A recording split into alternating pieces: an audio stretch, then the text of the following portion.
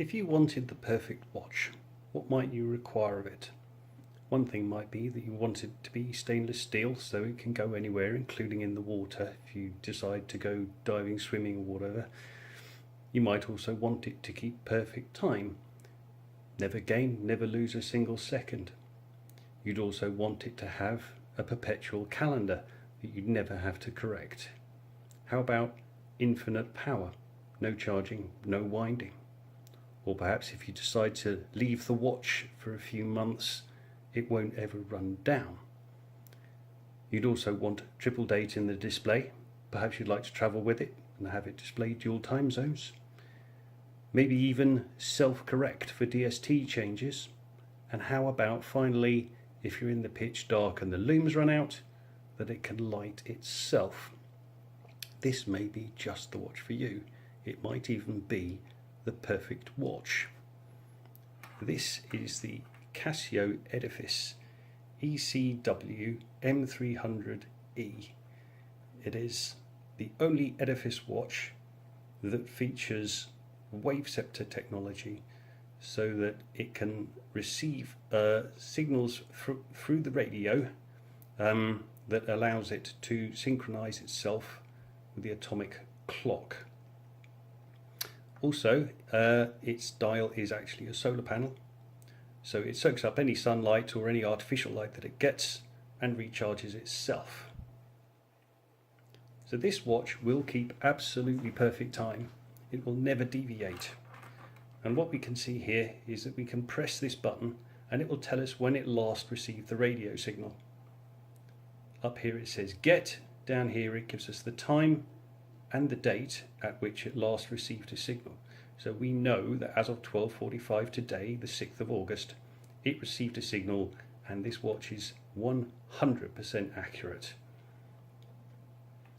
As long as it can receive a signal, and it gets it quite easily, it will never deviate. We also have here the triple calendar. We can see it's Monday the 6th of August. That is perpetual, and that will not need any kind of correction until the year 2100. The amount of charge that this can hold is good enough for a total of 6 months sat in absolute darkness. So if you decide to take the watch off and wear something else, it's not going to run down.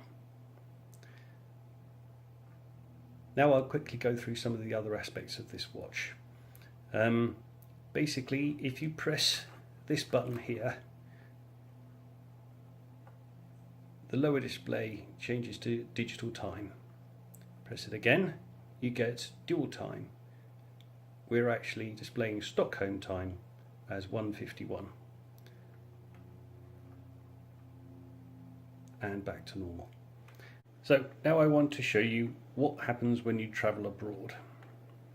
If you put the watch into world time, you can see it's showing the time for Stockholm there, which we can see is 2:43 or an hour ahead. If I've actually travelled to Stockholm, then I can simply press these two buttons and the time will correct itself.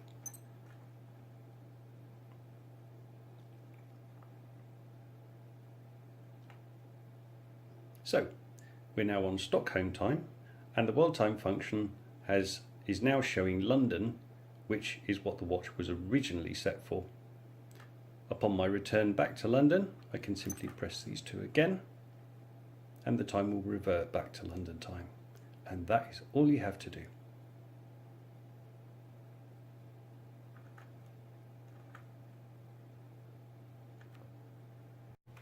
And we have several functions here. We can go through them one by one. First off is world time, and you can cycle through the various different cities. As you can see here, and the top is giving me the different city codes.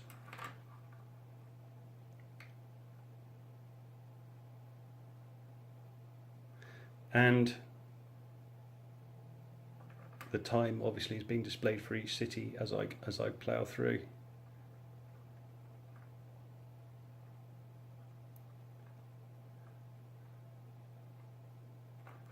Now, the next mode is the stopwatch. We can start the stopwatch going, and we get this hand here displaying the seconds. We can press lap, lap again to resume, stop and reset, and that's the stopwatch. We also have a timer. I've got this one set for 9 minutes. Kick it off and it will count down and it will alarm me when it's done. And I can stop it and I can reset it. Up here we have alarms. The one we're seeing at the moment is SIG or signal. That is an hourly chime. I can cycle through the different alarms. The fifth one is a snooze alarm, so you can actually press any button to get a 5-minute snooze.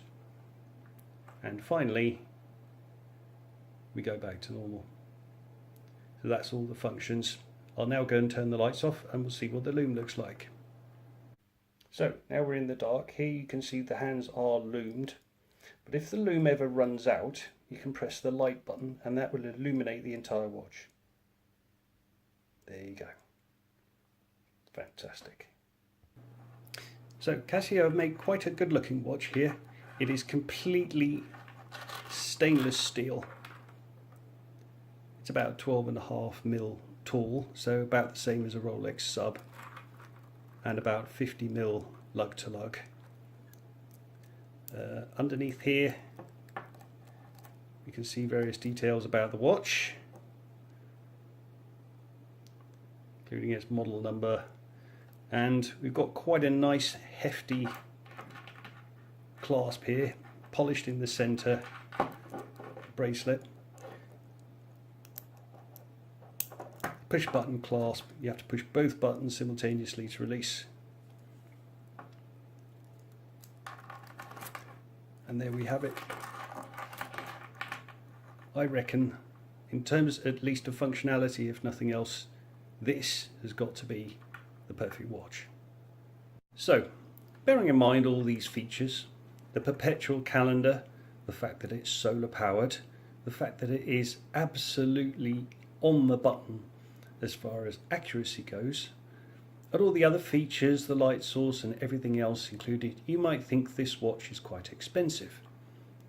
The retail price for this model is £300. If you get yourself down to H. Samuel, they've got a 50% off and they give you an additional 10% off that. I paid £134 for this, and that's got to be bargain of the century. Thanks for watching.